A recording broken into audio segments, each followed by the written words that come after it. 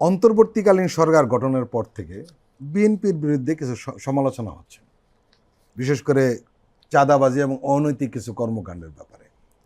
এবং এটি থামাতে দলের প্রধান, যিনি ভারপ্রাপ্ত চেয়ারম্যান জনাব তারেক রহমান, কঠোর অবস্থান নিয়েছেন। এবং উনি, আপনি জানেন, কয়েক হাজার তার দলের লোকজন কিন্তু দল থেকে বহিষ্কার করা হয়েছে। উনি এই বিষয়ে একটা কঠোর মনোভাব সবসময় রেখেছেন এবং রাখছেন।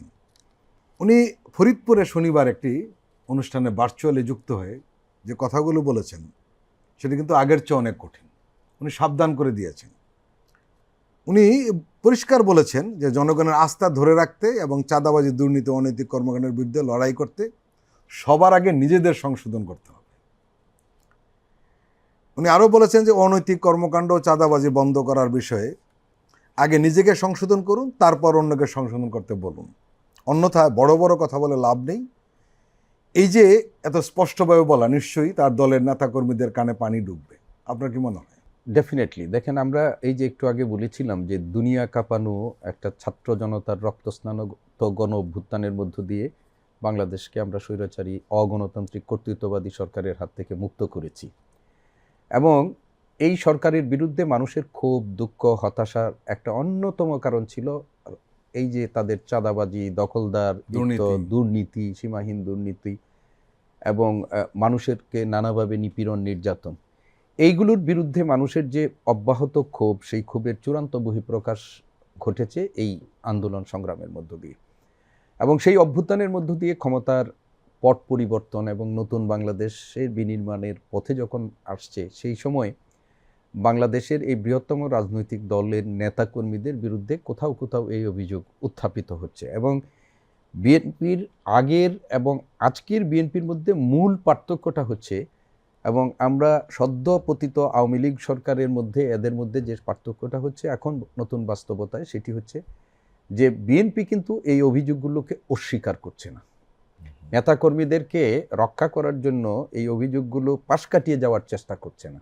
দলের যিনি প্রধান, মানে এখন যিনি ভারপ্রাপ্ত চেয়ারপারসন, তিনি শুধু লন্ডনে থেকে এই গত 15 বছরে তার দলকে নেতৃত্ব তিনি দিয়েছেন, দলের কর্মকাণ্ড তিনি পরিচালনা করেছেন, এবং সরকার পরিবর্তনের পর বলতে গেলে দলের প্রত্যেকটা নেতাকর্মীর মানে কর্মকাণ্ড সম্পর্কে তিনি জানছেন, অবহিত হচ্ছেন, যেখানে যে ব্যবস্থা নেওয়ার দরকার সেটা তিনি নিচ্ছেন।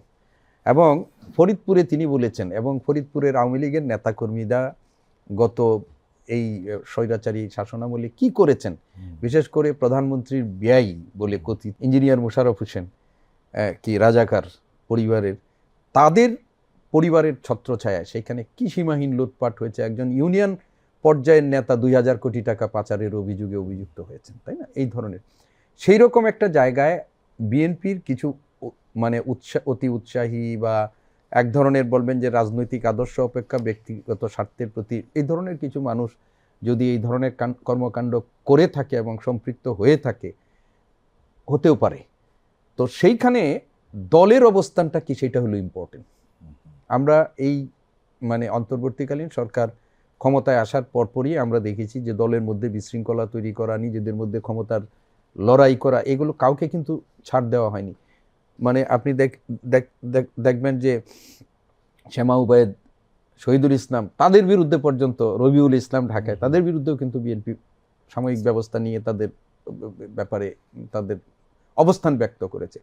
এবং আমি মনে করি যে তারেক জিয়া যে বক্তব্যটি রেখেন দলের চেয়ারপারসন, ভারপ্রাপ্ত চেয়ারপারসন, এটি অত্যন্ত সময় উপযোগী। সময় যত বাড়বে, নির্বাচনের যখন কাছাকাছি আসবে, দলের মধ্যে এই ধরনের নেতাকর্মীর সংখ্যা আরও বাড়তে পারে।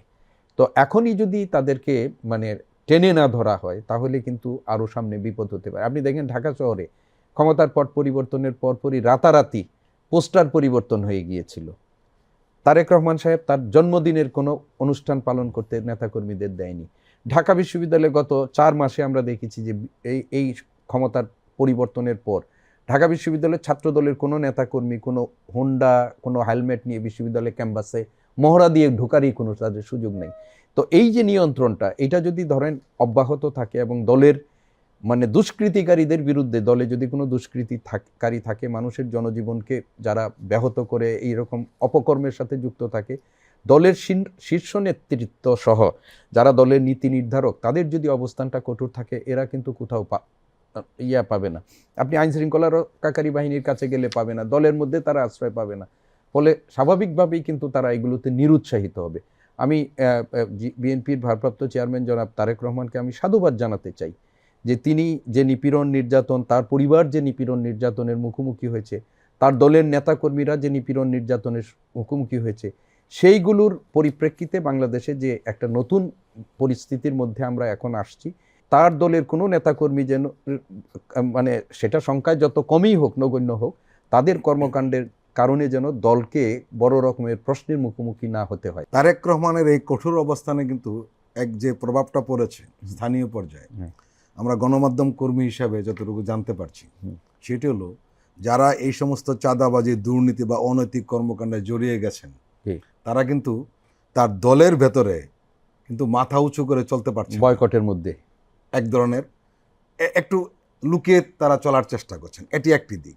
আরেকটি দিক হলো অনেকের মধ্যে ভয়ও ঢুকেছে, কারণ আমরা এটাও জানি যে বিএনপির কেন্দ্র থেকে প্রশাসনকে বলে দেওয়া হয়েছে যে আমাদের দলের যদি কেউ এই ধরনের অপকর্মে জড়িয়ে যায়, আপনারা আইনানুগ ব্যবস্থা নেবেন এবং অবশ্যই নেবেন। যে তারা যদি দুই ধরনের প্রতিরোধের মধ্যে, একটা হলো নিজের রাজনৈতিক দলের মধ্যে যদি তাদের প্রতিরোধ, এবং এক ধরনের তাদের বিরুদ্ধে যারা দলের ত্যাগী সৎ নেতা আছে তাদের বিরুদ্ধে বয়কট গড়ে তোলা উচিত। আর বাংলাদেশে যে নতুন পরিবেশ তৈরি হয়েছে, সাধারণ মানুষেরও তাদের প্রতি এক ধরনের সামাজিক ঘৃণা এটা প্রকাশ করা দরকার। আর দলের তো কঠোর ব্যবস্থা আছে। এবং শেষ যেটি আপনি বলেছেন যে এই দুর্নীতিবাজ বা এই যে অসাধু মানুষ, তারা মূলত ব্যবহার করে রাজনৈতিক একটা পরিচিতি এবং একই সাথে স্থানীয় আইন শৃঙ্খলা রক্ষাকারী বাহিনী এবং প্রশাসনকে ব্যবহার করে। এখন প্রশাসন যদি কোনো রাজনৈতিক দলের হস্তক্ষেপ না হয়, বরং রাজনৈতিক দলই যদি অপরাধীদেরকে বিরুদ্ধে ব্যবস্থা, তার দলের অপরাধীদের বিরুদ্ধে ব্যবস্থা, তাহলে প্রশাসন এই কাজ করতে কোনো রকমের পিছপা হবে না। এবং আমি মনে করি এই কাজগুলো যদি সমন্বিতভাবে হয়, তাহলে আমরা যেটা প্রত্যাশা করছি যে বাংলাদেশ, আমরা কিন্তু নতুনভাবে বাংলাদেশে কোনো এই রাজনৈতিক পরিচয় বহন করে কেউ আবার এই দুর্নীতি, চাঁদাবাজি, সন্ত্রাস, জনজীবনে অশান্তি তৈরি করবে, এটা কিন্তু আমরা চাই না। এটা আমরা কোনোভাবেই চাই না। আমরা যে রাজনৈতিক দলের আদর্শই হই না, আমার রাজনৈতিক দলের আদর্শের অনুসারীরাও যদি এই কাজ করে, আমরা সেটা কোনোভাবেই সমর্থন করতে পারবো না বিবেকবান মানুষ হিসাবে।